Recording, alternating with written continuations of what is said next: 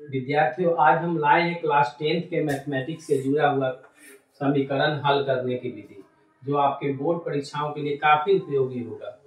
ये जो क्वेश्चन है आपके ऑब्जेक्टिव के रूप में भी आ सकता है और सब्जेक्टिव के रूप में आ सकता है। ऑब्जेक्टिव के रूप में केवल वैल्यू पूछा जा सकता है और सब्जेक्टिव के रूप में आपको पूरा कहेगा कि इसको किस विलोपन विधि से आप हल कीजिए। तो आज हम समीकरण में बताएंगे विलोपन विधि। जैसे ये हमारे पास समीकरण है x प्लस वाई बराबर 5 और 3x minus 2y equal to 0। अब इस समीकरण को हल हम कैसे करेंगे?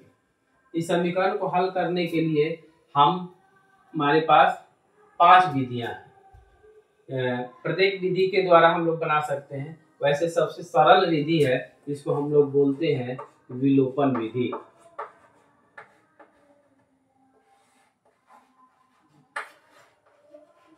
तो आइए आज हम लोग विलोपन विधि को समझें।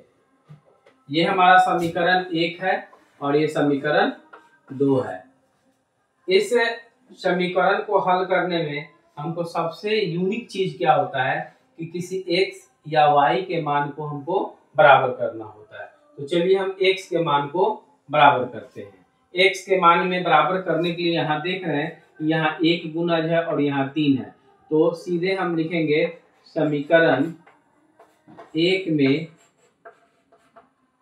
3 से गुना करने पर 3 से गुना करेंगे।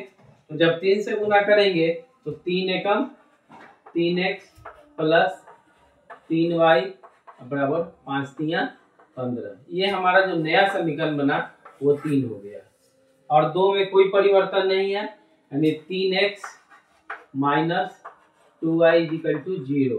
ये हमारा समीकरण 2 ही है। जब हमारा कोई एक मान बराबर हो जाता है तो हम यहाँ पे घटाते हैं। घटाने पर ये घटाएंगे तो इसके चिन्ह जो होते हैं वो बदल जाते हैं।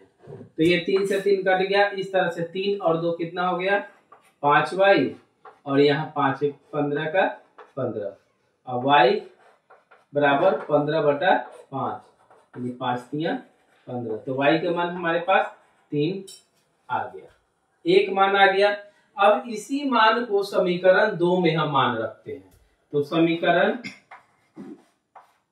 2 में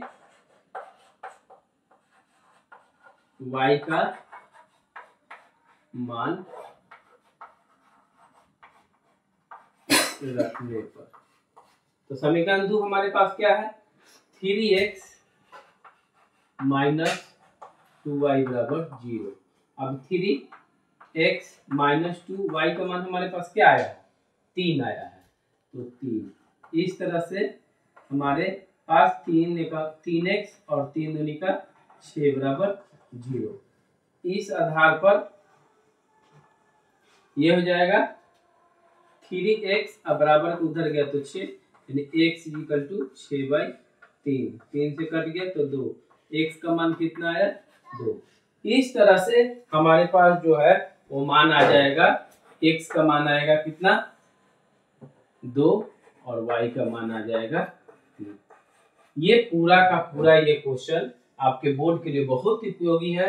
ये आपको 5 अंक में ये आ सकता है। तो निश्चित रूप से आप इसको समझिए।